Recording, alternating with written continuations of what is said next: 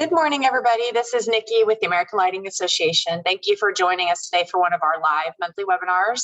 Today, we're going to have Jeffrey Dross, who is Principal of Lighting by Jeffrey. And he's going to be speaking about lighting, and health. And as always, we do record the sessions, so you'll find that on your link on your dashboard. Put that on later this afternoon. So if you want to go back and review, or if you have to get off early or something like that. But we also suggest that if anybody has topics that we haven't covered that you're looking for, please reach out. We're always looking to add additional topics that people might be interested in. So stay tuned for more to come. And we always list our live webinars on our website. Enjoy the session today, and I'm going to hand it over to you, Jeff. Thank you. Hi, everybody. How are you? Hope you're having a wonderful day. I'm speaking to you from Cleveland, where we are having the last of a really beautiful early fall day. Tomorrow, not so nice, but at least today, it's pretty good. So hopefully you're enjoying the same. So today, as Nikki said, we're going to be talking about lighting, and health. So this is a CEU accredited course, and if any of you are looking for IDCEC credits, send me an email separate after this.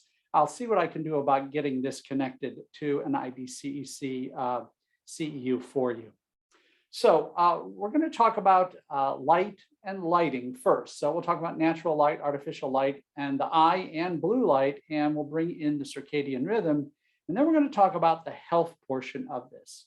And those of you who have been around lighting for a while, you may have seen me do a talk like this before, but I've kind of filled this with a few additional or some newer topics. A lot of new information on light as it relates to cancer, flicker, migraines. Information on migraines is kind of growing at this point, and have some new information on that. Light and sleep, some new things about that as well. Young people's issues are the issues that young people have with lighting. And then, of course, this whole new thing, and I guess this is really wrapped around our existence now with COVID, light as a disinfectant. So there's a lot of information about that, and there are a lot of people that are promising some things relative to that. We'll talk about how we can apply these things, and then I'll also briefly go through the WELL building standards. I don't know if any of you out there are having any people come to you and asking for WELL building standards information, but if they are, I'll just kind of give you a real quick overview of this. No detail, it's not going to substitute for actually reading it, but just give you a little bit of information. So with that, the first proviso I really have to tell you is that I'm not a doctor. I'm a lighting guy like most of you. And I just want you to be aware that the content is not intended to be a substitute for a professional doctor's advice, diagnostics, treatments. Basically, there's a lot of information coming at us, and you probably, even if you're watching the evening news, you're probably seeing information about light and its impact on our life. And what I've been doing is compiling that information. I've been compiling that information for years, and have taken all of that and kind of put that into this report to you. So it's kind of a brief overview. All right, so we'll start now that we've got all of the logistics out of the way. We can get into the content. So first thing we'll talk about natural light. And the one thing that's really kind of interesting, I think, is that natural light really is not the same all day. We see people say, well, what I really want is natural light. Well, natural light changes. It changes in the position, it changes in the color, it changes in the lumen intensity. So if you look at these two photographs, which are kind of time lapsed, you can see that during the day the light is coming at us from directly overhead, and then late in the evening or in the morning, if you were to flip this photograph, it's coming at us at a very, very severe angle. And then if you go through the year, it also changes the position. So we've just recently passed the autumnal equinox, which is right here in the middle, and we're heading toward this the winter solstice, or essentially the shortest day of the year. And the reason it's the shortest day of the year is you can see that the path is very low on the horizon. So it goes around here and up and back down. So it's a very short path, very low in the sky, as opposed to the longest day of the year, which is on the left side of your screen. You can see that the sun has a very long path over the Earth, which is why the day is so long. So different positions throughout the day, and we also have different colors. When we wake up in the morning, we have a very, very white light. As we get into the middle of the day, very blue. And then as we go off into the evening, we have kind of a yellowy coloration. So here we are midday with a very bluish coloration. We get a little bit whiter as we get toward dusk. We start getting this very reddish orangey color. And then of course, when we get to the nighttime, it is obviously black outside, dark. We also have a major change in the intensity of light through the day. So just as a point of reference, if you look down here on the bottom of the screen, office lighting is somewhere between 30 and 50 foot candles of measured light. At sunrise, we're at about 40. So we're kind of typical of what we might see in an office. As we go through the midday, if we're in indirect sun, we're here at around 1,000 foot candles. But if we're in midday sun, we're up to 3,200. And if we're closer to the equator, we could be close to 13,000 foot candles of light. So there's a huge difference of the amount of light that we get during the day. And even if we look here at a full moon on a clear sky in the tropics, we can have about 1/10 of a foot candle of light, which is actually a really good amount of light, a very usable amount of light with just that 1/10 of a foot candle. So lots of fluctuation. So from the time we were cavemen to around 1900, humans lived primarily with this natural light. And the sunrise was somewhere around a 3,000 K, very white, very angled, however, light, and low light levels. We got to the midday, we had very, very blue skies directly overhead and very high, massive amounts of it. And then in light at sunset, we start getting this very reddish color, again, very angled, and also at very low levels of light. So constantly changing landscape of light through the day. Since the beginning of time, humans have also lived with a fair amount of artificial light. Now, artificial light can be defined as converting visible light, visible for energy into a visible form, converting non-visible energy into visible form. We can do that through burning wood, coal, gas, filaments, and of course now we're starting to look at solid state issues and then the excitement of gas in the tube, which is what fluorescence did. Our artificial light, no surprise, started with fire, and we just simply burned things, whether it was wood, oil, coals, candles. The thing that is important for us to remember relative to this topic is that the color that was created was a very, very warm color, very much like the color of the setting sun. We switched to gaslight in the early 1800s. That was an open flame that we invited into our homes. And again, the color, as you can see in this image, was that very warm coloration, again, very similar to the color of the sun as it set in the evening. Incandescent lights were first installed in 1880, and they create light and heat. That light is a byproduct of that heat that's been created, and that is done by burning filaments. Now, again, when we think about the color of that light, that color, again, was quite warm, and it was very, very similar to the color of the sun as it set. Now we ended up with arc discharge. Arc discharge were first created at the end of the 1930s, and essentially an electric current is shot through that gas-filled tube, and that excites the electrons inside, and that excitement creates light. And for the first time, we were now delivering an artificial light that had a bluish coloration to it.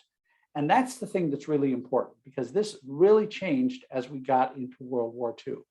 The initial LED that we first saw did have a fair amount of blue to it. It's been kind of corrected now to get to be a much whiter color. This is also a different way of creating light. Now, I've been mentioning a whole lot about blue. So why do I keep mentioning the color of the light as it gets to the evening? And why are we so concerned with the blue color created by some of these very energy efficient options that have come to us lately? Well, in order to do that, I want to help you understand the human eye, and I want you to understand the circadian rhythm.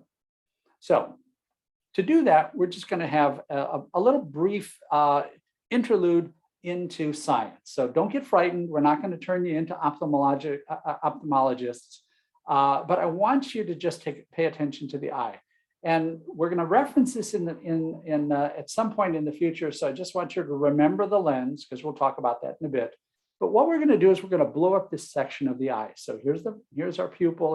Here's the front of our face. The back inner wall of our eye has a lot of secrets in here. So the next slide I'm going to show you is what happens in that little section of the eye. This is what that portion of the eye looks like. And this is the location of the rods, the cones, and the ganglion cells. And I want you just now to kind of think about how much can you see at night when the lights are on, without the lights on. And if you think about it for a while, you'll realize that we do actually see pretty well at night. Not when we first go to bed, but if we were to wake up in the middle of the night and we open up our eyes and we kind of look around the bedroom, there are things that we can see. We can understand where the chair is. We know where the dresser is. We can see that the cat's sitting on top of something. We can see reasonably well. And the reason we can do that is because of the rods. The rods in our eyes control what's called the scotopic vision, or this low lumen level. What we do, the ability of our eyes to see it at night. Now, the thing that's interesting is that the rods have a very limited color perception. So while we can see the cat running around the bedroom, we can't really tell if we've placed a red sweater or a green sweater over the top of the chair on the other side of the room. That's not really what the rods are good at. Now, conversely, the other portion of our sight are cones, and those control photopic vision, which is the high lumen level daytime vision. And this is where we get our full color perception. So they're responsible for the color in the day. Rods are the night and the essentially non-color sight. And then we're also going to talk about these ganglion cells. So the ganglion cells, and we're not talking actually about all the ganglion cells. We're only talking about the ganglion cells called IPRGC. So if you want to know what that sounds, it's an intrinsically photosensitive retinal ganglion cells. I won't say that again. It's just IPRGCs. This is actually 2% of the ganglion cells that we have in our eyes. And they actually help transmit information back to our brain to help us understand when it's light and when it's dark outside. So they do not assist in the sight. They don't help us see clearly across the street or look at our fingerprints. What they do is they just transmit one piece of data to the brain that says it's dark outside or it's light outside. And how that works is that the IPRGC, it detects a reduction of blue. So this IPRGC is always looking for this level of blue light. And when it detects that level going above or below 480 nanometers, it sends a signal to the pineal gland. And then that pineal gland slowly begins to adjust the secretion or the suppression of melatonin. And that melatonin drives the circadian rhythm. Now, the thing to remember is that this IPRGC has a peak sensitivity to blue light. And remember this, that melatonin replenishes during the day. When we add blue light, it delays the nighttime secretion of melatonin. And essentially what that does is it disrupts our circadian rhythm and disrupts our the way our body functions. So let's get a little bit deeper into that circadian rhythm so you understand why we're talking about it here today. So that your question's probably is, well, what do I care about circadian rhythm? I'm a lighting guy. Well, the circadian rhythm is actually a biological process in our body, and it's persistent, it's built in, and it's self-sustaining. If we did not have the circadian rhythm, our body would fall out of function. So if we didn't have the influence of light and dark and this information that was being passed to our brain, our body would not necessarily function as a 24-hour cycle. The theory is, and some people, the experiments that have been done is that it's somewhere around 25 and a half hours. So basically they'd be 1 hour off. So if we were put into a dark box, at the end of a couple of weeks, we'd be almost a half day off of kilter. We would think it's day when in fact it was night, and our system would be all out of balance. So we need that understanding of whether or not it's light or dark outside in order to maintain that circadian rhythm in our system. And the circadian rhythm in our system controls all kinds of things. So if you look around here, you have cardiovascular efficiency over here. It's greatest at this particular time of the day, somewhere around 5 o'clock in the afternoon. We have melatonin secretion starts as we get to about 9 or 10 o'clock in the evening. We have our deepest sleep at 2 in the morning. Melatonin secretion stops at 7:30 in the morning. We have the highest alertness at about 10 a.m. And of course, all of these other pieces of information that are around this circle. So let's make sure that we understand here what we've learned so far. Natural light has a cycle, and the human system is in sync with this day, night, dark light system. When we introduce fluorescent and to a little bit lesser extent solid state lighting, we added an unnatural light that has color that conflicts with this understanding, with our body's understanding of nighttime and daytime. Okay, so let's move on to health concerns as they relate to light. Now, unnatural light is really an inappropriate thing for not only for humans, but it's also serving to be pretty bad for animals and plants. So you see this little picture of this sea turtle. Many of you who have been around lighting for a while understand that sea turtles are very influenced by artificial light. And what unfortunately happens to the sea turtle is it emerges from its cell. Most of you know that mothers come to the sand, they open up the sand, they drop the eggs in the sand, fill the hole back up, and the warmth of the sun bakes the sand, which allows the baby turtle egg to incubate. When the baby turtles pop out of the egg, they start understanding where the sun, or usually at night, where the moon is. And they follow the moon into the water, and they're in their natural habitat. Artificial light on the side of the shore, unfortunately, what it does is it confuses the turtles, and rather than going to the water, they go up the shore and unfortunately to their death. There are a lot of other animals. Migratory birds are impacted by the amount of artificial light. Sea creatures or waterbound creatures that are near light, that are near the edge of the water, have a tendency to have a habitat change. Even certain trees are impacted by too much light at night. So there are many impacts that light has on not only humans, but almost all animals and many plants, and they have an impact on. So the first one I'm going to talk about is light and cancer, because there's a lot of interesting information, a lot of new information, and a lot of exciting findings that are going to lead us, I think, ultimately to some mandates and some dictates from the scientific community. Before we get into this, I want to make sure that we understand a couple of things. Now, I just got finished with this, but I'm going to go ahead and reiterate this too. So blue-rich light is healthy for us during the day.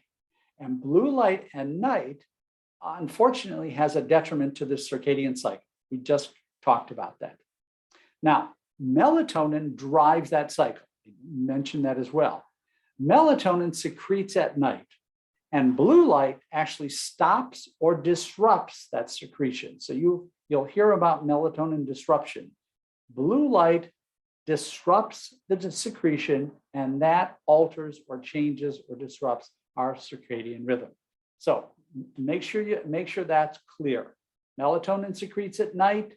It's highly sensitive. Our eyes are highly sensitive to that blue. When it sees that blue, it disrupts that secretion, and that secretion impacts our circadian cycle.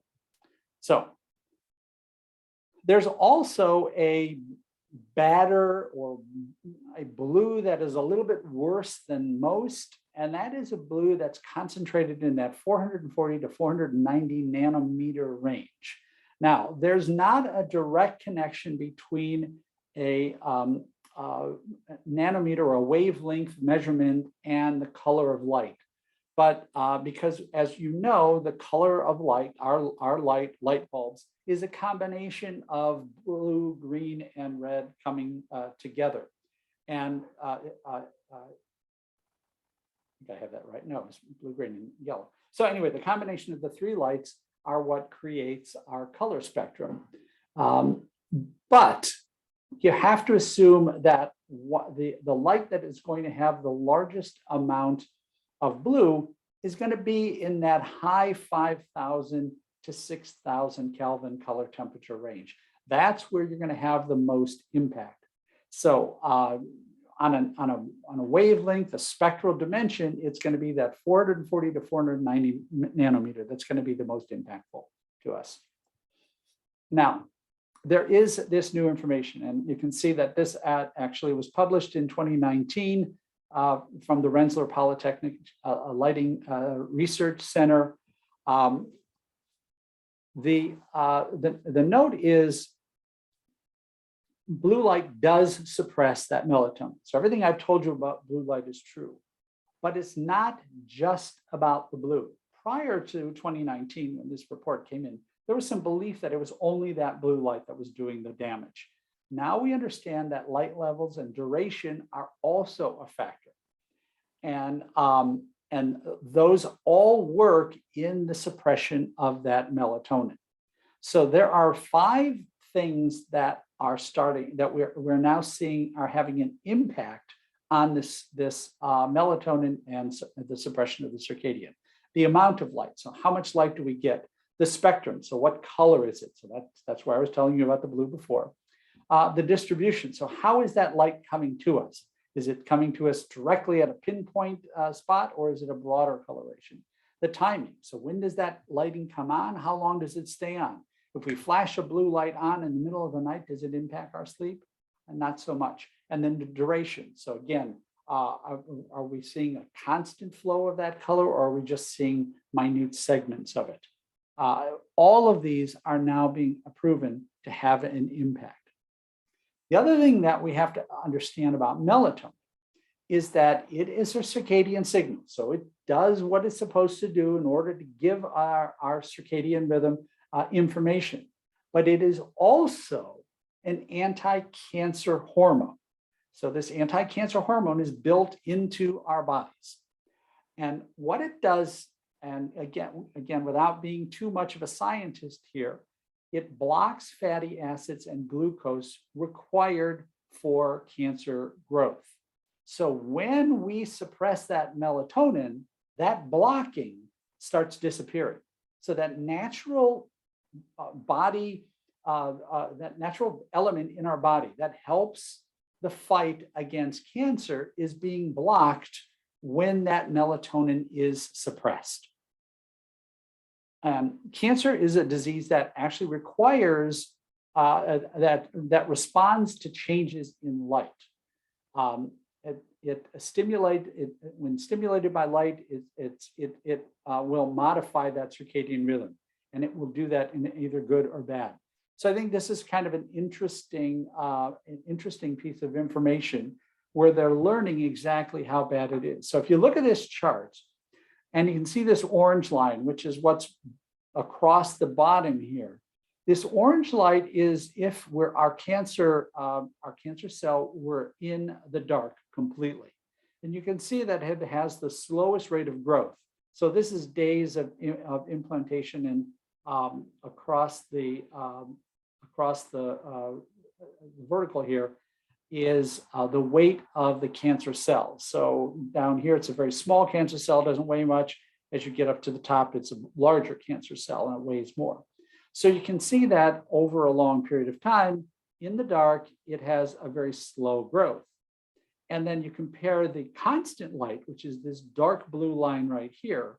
You can see that in a very short period of time, so a matter of basically 15 days, we start a huge multiplication in growth with constant light.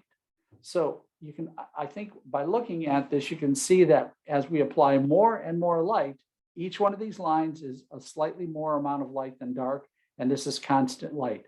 So as we apply more light, we get a faster growth and a bigger growth of cancer as you go through this period.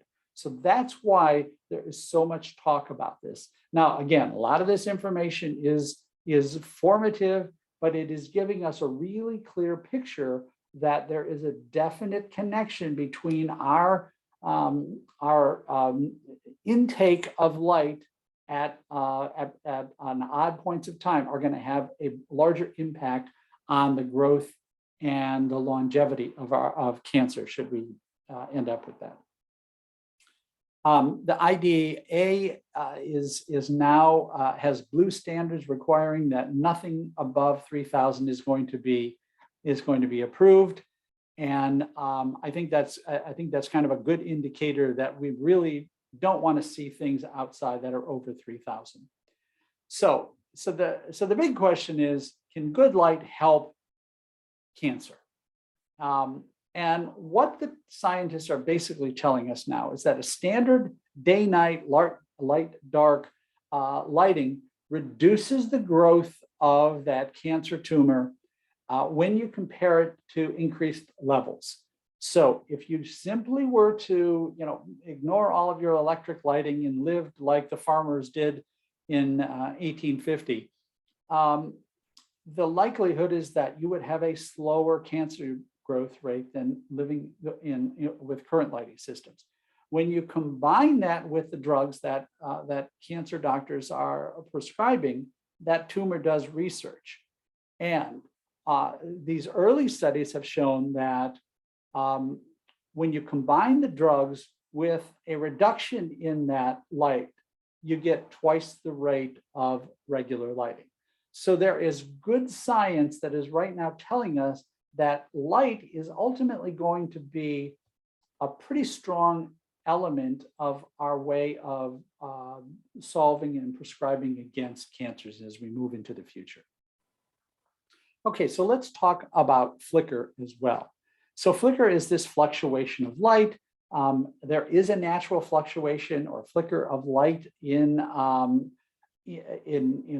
all electricity. In the United States and Canada, we're at 60 hertz. Other parts of the world, they're at 50 hertz, but basically, virtually everyone on the planet is functioning in a world where there is somewhere between 50 and 60 hertz of fluctuation.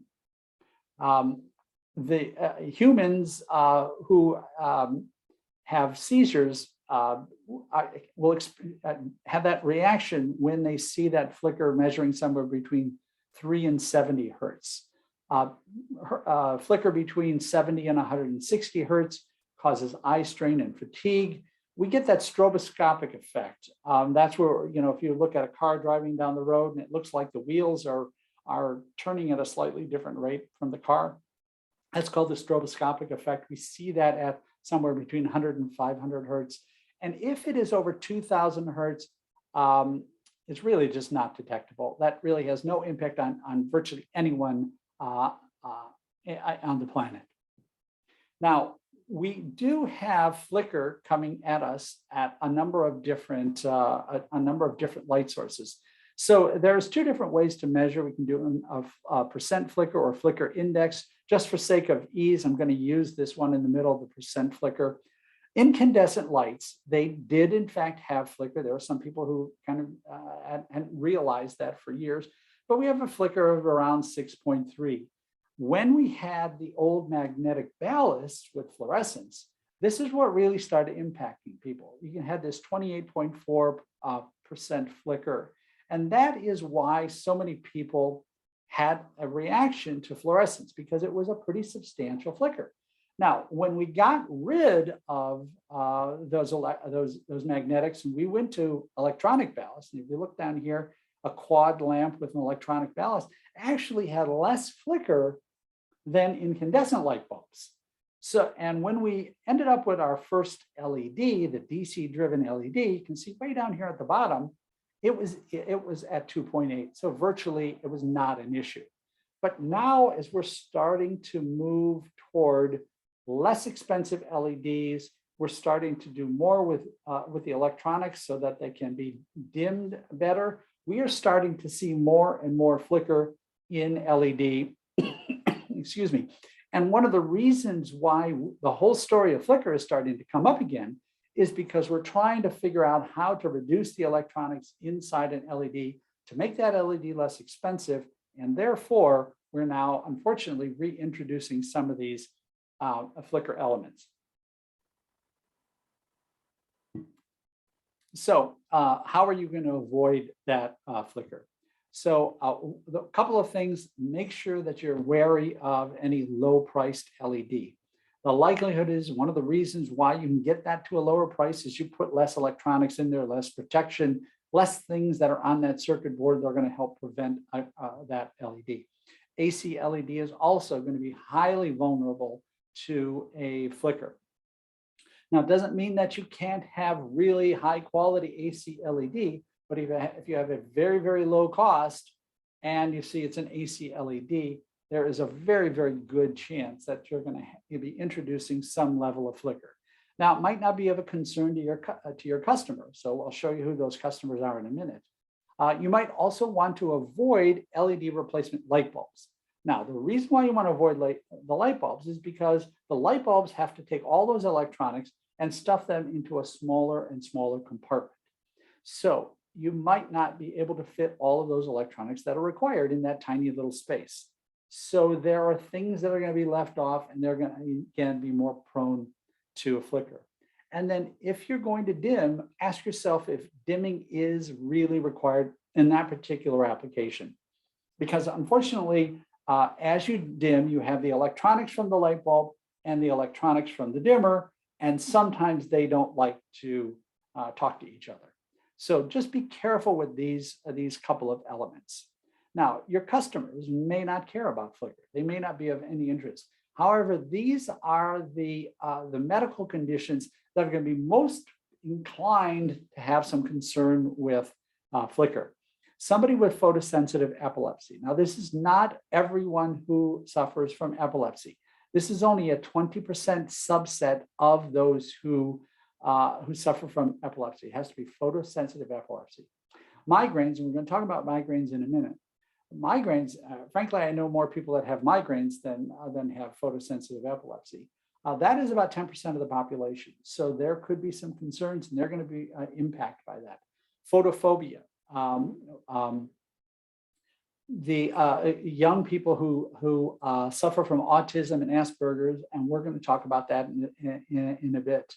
And then to a lesser impact, those who have Meniere's disease, those who have HIV/AIDS with renal damage. So again, a small subset, not everyone who suffers from HIV/AIDS. It has to be HIV/AIDS connected with renal damage. And if you've ever watched Better Call Saul, Saul's brother suffered from electromagnetic hypersensitivity.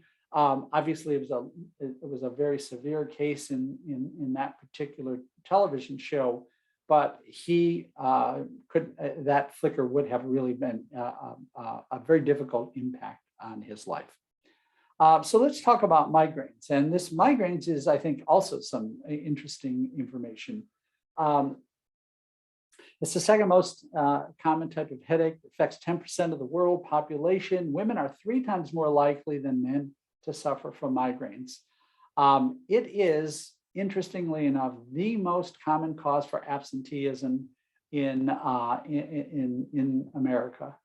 I know this for certain because the person that I worked with for years suffered from migraines, and I would get a call from her once in a while saying, I just simply can't make it in today. This migraine is bad. And she was not the type of person that was going to miss a whole lot of days. For her to call in sick, she definitely had to be suffering badly. And light is a very common trigger for migraines, because it generates this electrical signal that causes a reaction in the brain. Migraines, cluster headaches, brain traumas, they are extremely sensitive to even a small amount of light. And blue light, interestingly enough, delivers the strongest pain response.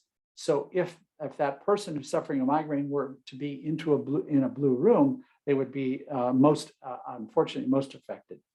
So what do you want to do if you happen to have migraines? If your client happens to have migraines, you want to stay with warmer colors. That 2700 color is a really good color. It's very common, readily available, and it works for us. Avoid these excessive bright lights, avoid glare, avoid this I didn't know, avoid checkered, striped, and zigzag patterns. So apparently those, on top of poor light, you introduce those into that scenario, that's going to be most impactful for that sufferer. And again, like we talked about in the previous section, be mindful of that flicker, because that is going to set off that migraine pattern. Now, I don't typically recommend products in any of these talks, but there is a product out there that is showing to have a pretty good result. So if you or anyone you know does have migraines, you may want to start looking at this Allay lamp. This was developed by the Harvard School of Medicine. They did 10 years of research. They are not making a profit of this. The profits go back into research at Harvard University. They're simply selling it because of its ability to help migraine sufferers. And it delivers a green light, but this green light is a very narrow band. Now, this is not the green light that you can go to the grocery store and buy a party light that happens to be painted green. This is a very specific band of color.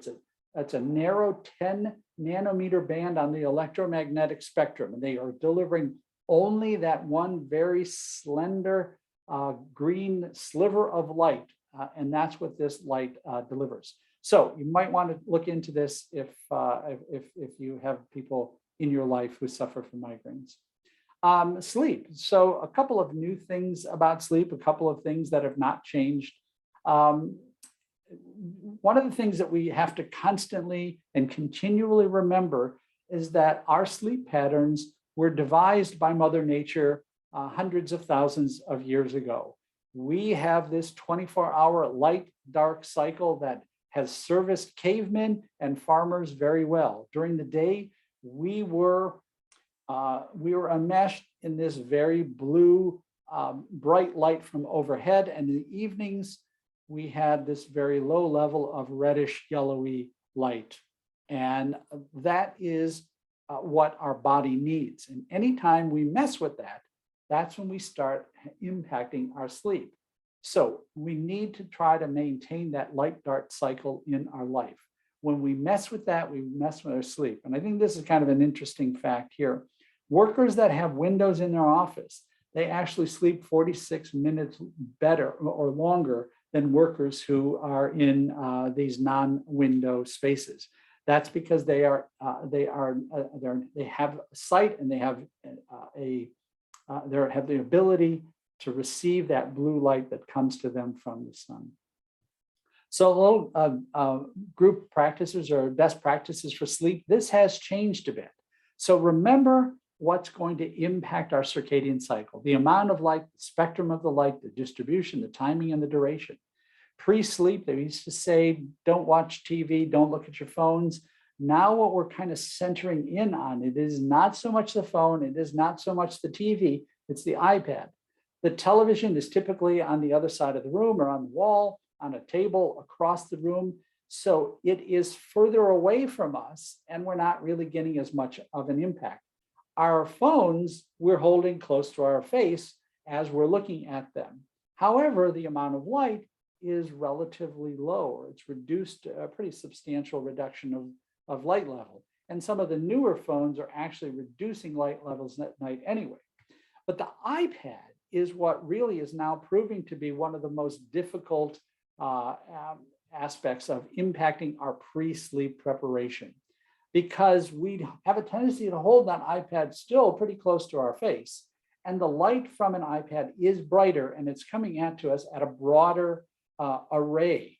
So I guess what I'm telling you now is that the science is telling us to be very careful with how much we use our iPads, not so much the iPhone, not so much the television, but be mindful of whether or not you're using an iPad too much at night, pre-sleep.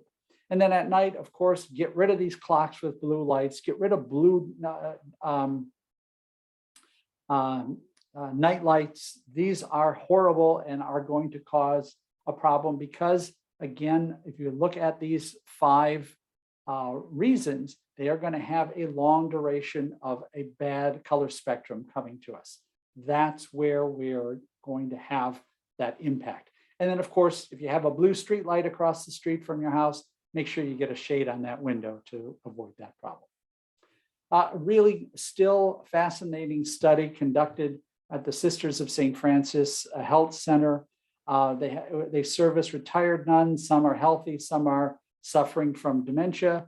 Nuns are always a great research because they typically are not impacted by stimulants. So they're not usually nicotine users or alcohol users, typically not a lot of drug users in this particular population. So they were trying to help the nuns. They wanted to get have them get some better exposure to the day, reduce that blue time, evening hour exposure, and they wanted to make sure that the nurses could still function appropriately in the area. So they modified 32 rooms. The hallways contained 2 fixtures, a regular fluorescent, and then the switch at night turned to a fluorescent that was sleeved in red. And by simply adjusting the lighting in each of the rooms, the residents slept through the night. They were awake longer during the day. They had lower amount of illnesses, better blood pressure, less insomnia, less aggression. The night wandering had reduced. They had less hallucinations. They were more socially interactive. And this is, I think, probably the most interesting. The Alzheimer's, those nuns who suffered from Alzheimer's were more cognitive, they were more lucid, and they were able to function a little bit better simply by changing light. So light has this huge impact on our ability to function. There's some other interesting information on young people as well. Teens exposed with a blast of blue light in the morning have a elevated cortisol awakening response. And when you have that, you actually are better prepared for the day.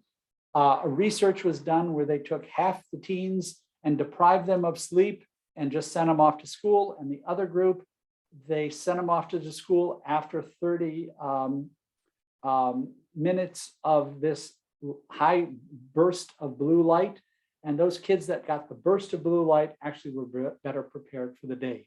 So again, lots of research showing us the impact of light. There is a growing percentage of our population, of young population, who are unfortunately suffering from these attention deficit disorders, autism, sensory perception. You can see that there's very large percentages, and they have difficulty processing input.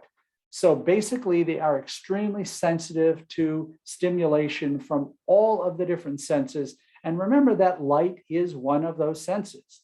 So they are going to be much more sensitive to that flicker, to those changes in light. And we have to start figuring out what we're going to do for them. So we have to pay attention when we're lighting a room. We have to pay attention to where the shadows fall, because that is going to distract that young person.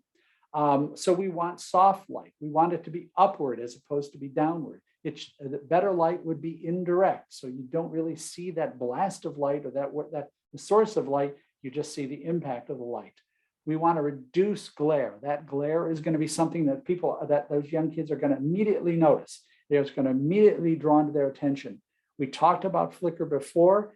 That flicker is going to be noticed by them. We might not notice them. They are going to be noticed because they have that hypersensitivity to these different senses. Think about things like painting walls. You want to reduce the contrast between the window and the wall. So if you have this bright blast of light coming in, and then you have a black wall next to it, that contrast is going to be problematic for that kid. There's a reduction of detailing and all kinds of things that are going to be non-distracting.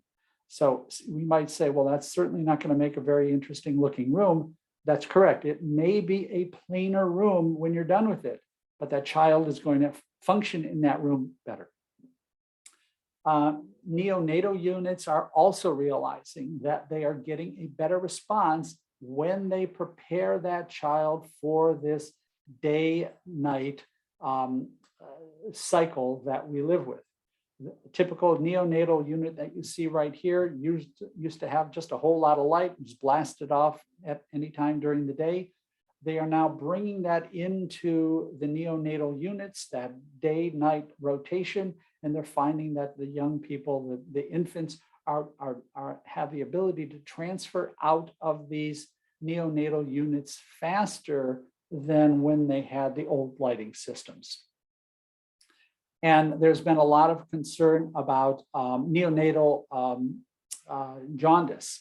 If you're not familiar, neonatal jaundice is cured through the use of blue light. So these young people are blasted with this intense blast of blue light. Unfortunately, newborn eyes transmit 90% of the light waves below 450 nanometers. So they're highly sensitive to blue light. And if you don't protect those eyes, you can see this young person has got this really amazing protection or goggles on. That's because it could permanently damage the eyesight, if they happen to have neonatal jaundice. So as in contrast, so these newborns are at 90%. When you're 80, you're transmitting less than 20% of that blue. So you can see how that might in fact damage. So there's new protocols for the treatment of neonatal jaundice.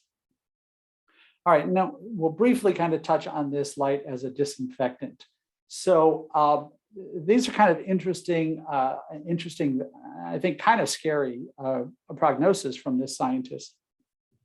The end of the antibiotic, we're at the end of the antibiotic period. Antibiotic resistant strains of diseases are continuing to grow. And we need to have some preemptive preventative measures that we're going to work with now to help us fight these strains. Disinfectants, understand how these work. Bacteria and viruses can survive on surfaces up to 12 months. And we're now trying to figure out what we can do in order to help control. And what we know is that that lighting can be a solution. So there's a couple of things that have occurred. We kind of know that that sunlight can kill a whole lot of bacteria. So one of the best ways to get rid of them is to just bring these bacteria out to the sunlight. The sunlight will take care of it. And we're also finding that there is a very narrow band in this about 405 nanometer plus or minus about 5 nanometer band that is very effective in its ability to kill some of this bacteria. And what we're trying to do now, and what scientists are trying to do is combine this disinfectant spectrum into luminaires along with the lighting that we use for regular normal environments. But we also have to be conscious of in bringing some of those damaging UV rays into our normal light sources. So, we have to ask a couple of questions. How is that color going to, what's going to impact the color of the room if we do that?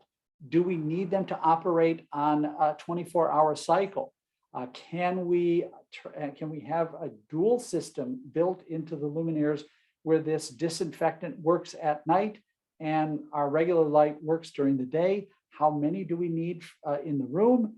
How much space is required on the ceiling? A lot of these questions are now being asked by science.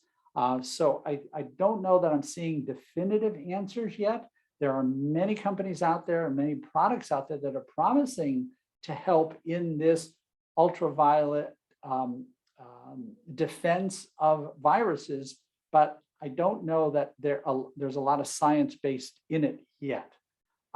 There is, so if you look at our visible spectrum here starts at around 380, 400, and this is all of our visible spectrum. There is also this non-visible ultraviolet spectrum, ultraviolet A, B, C, and vacuum UV. And there are now experiments on whether or not we can bring some of these into our light source, into our lighting sources, and still have an impact on the virus, but not have an impact on us. Now, there is still, from what I'm reading, I'm still seeing a controversy on whether or not we can bring some of these into our light source and not have an impact on the human involved in the room. So great, really interesting research, lots of data out in the web world, if you're interested or inclined to read, that will tell you all about what's going on here. But I don't know that there are definitive answers yet. I would only tell you is to be very, very cautious when you're dealing with this UVC range, which is supposed to be safe for humans. I'm still seeing that some people who are disagreeing with that. Okay, so let's try to figure out what we're going to do with all this data. I think the key here, and if you look at this infographic that was created by these two scientists, light has a whole host of impacts. So obviously, it has a direct impact on this IPRGC that impacts our circadian system, neuroendocrines, which connect to our melatonin. The melatonin has an impact on cancer issues. It has an impact on the circadian that impacts on a number of other disorders and a number of other things. And I didn't even talk about the things that are on the top, which are cognitive and mood-related impacts that the colors of light might have. So safe to say, there is a huge impact on life and our science. The key thing to remember here is the human eye has features. It has a photoreceptor that regulates our circadian rhythm and the production of neurochemicals that impact our sleep, our mood, our health. And it has a lot of impact on our physiology. The normal population benefits from a lot of blue light during the day, lower levels and warmer colors in the mid-afternoon, and then after 10 o'clock, total darkness. This is where we're going to function best. Office illumination should be cool. It works best for productivity and for our body, but we have to remember that as we get into the evening, we need to switch to these redder, dimmer colors. And at night or in the middle of the night, we should have nothing more than an amber or reddish color if we have to have any light on at all. So office daylight, 3500 is probably a really good color, can go up to 6500, but you have to be very, very careful, especially if you have people in that office that work for long evenings. In the day, stay between that 2700 and 3000 level. Anything lower than 2700 could be desirable as well. Who's it going to impact? Who on a commercial level?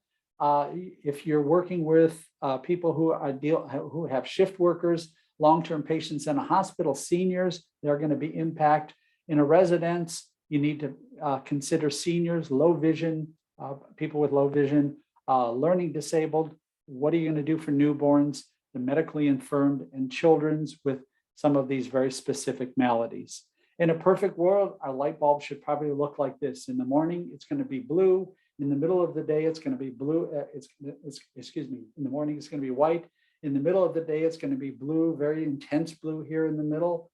And then as we get into the evening, it's going to go from a very light blue to a white to yellow umber. And if we have lights on at night, it should be nothing more than this 2400 Kelvin color temperature.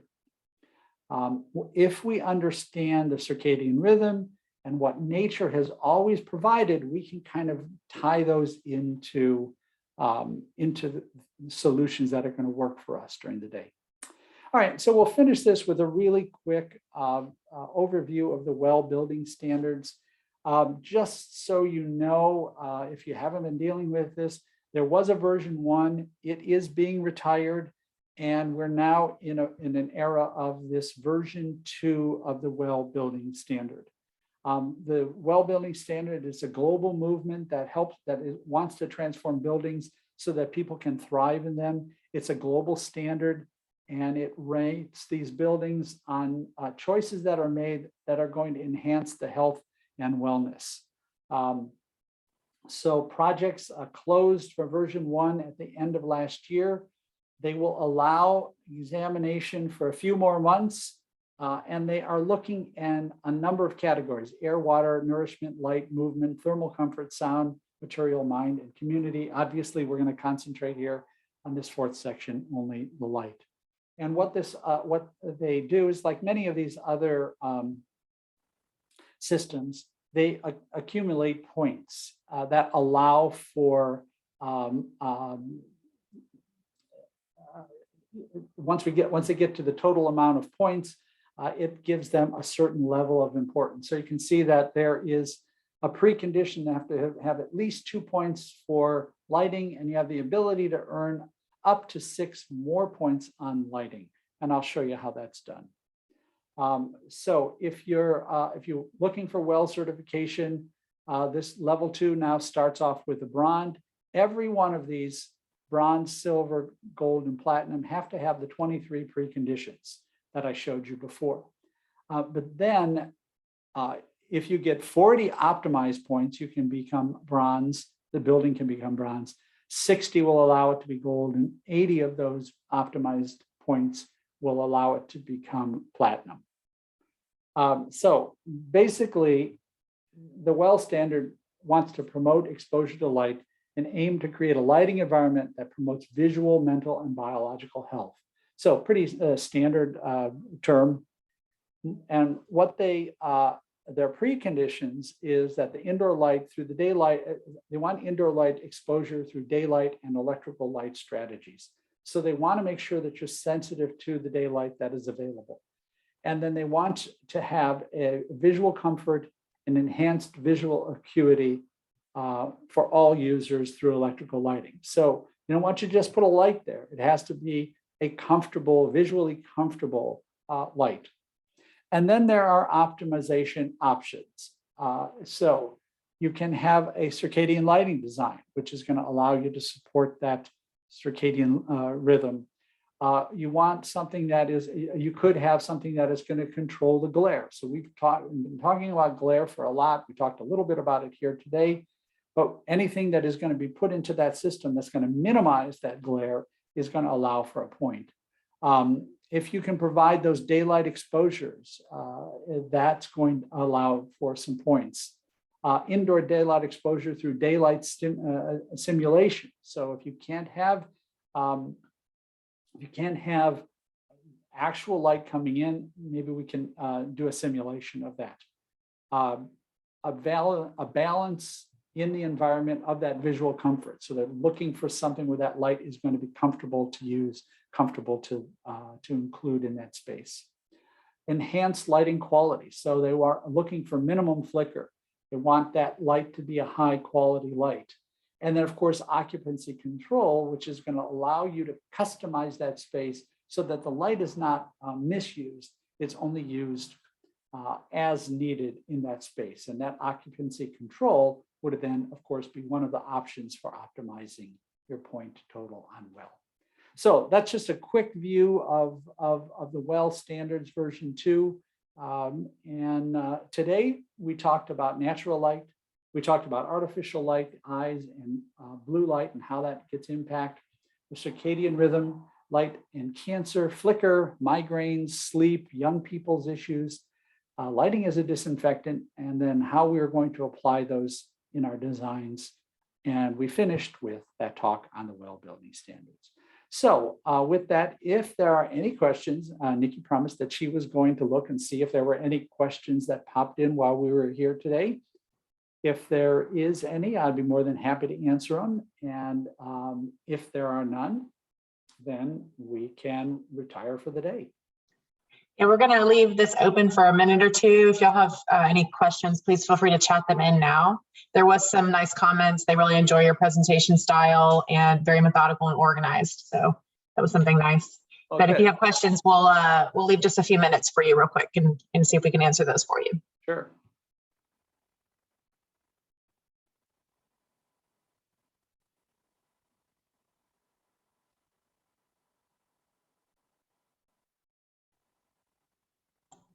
Okay, first question, is blue light only received and measured by your eyes? Would skin exposure also affect the melatonin production?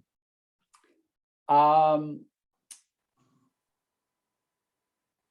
that's a great question. I do not think it is going to be exposed. However, one thing, the thing that popped into my head as soon as that question came up, is that the UV, those colors that are UV, beyond the spectrum, if you remember that electromagnetic spectrum that I showed you, if it's above, or excuse me, if it's below the 400 nanometers or 380 nanometers, that's in our visible spectrum, those actually do in fact have an impact on our derma, on our skin. So depending on the color of that light, that ultraviolet light, it could in fact have some on the skin. But within the visible spectrum, I'm unaware that there's going to have any impact. What it has to come in through our IPRGC, the photosensors in our eyes, in order to understand that it's blue. But I don't think, so let's say we had somehow or another, we had the ability to close off completely our eyes and just have an exposure to our skin. I've not read anything, keep again in mind that I'm not a scientist, but I've not read anything that has said that blue coming in through the skin within the visible spectrum has an impact. Okay, thank you. I do not see any more questions right now, but as always, if you all think about questions after you get off the session, you feel free to email me and I can contact Jeff as well. But we appreciate you speaking for us today. And again, this is recorded. I will put this on your dashboard later this afternoon once it's transitioned over. And if you have suggestions for things that we didn't cover that you want to hear, please let us know that as well. So thank you very much. Sure. And I threw my email address here if there's anybody that wants to reach out. It's right there on the screen. Thank you very much. Thanks a lot, everybody.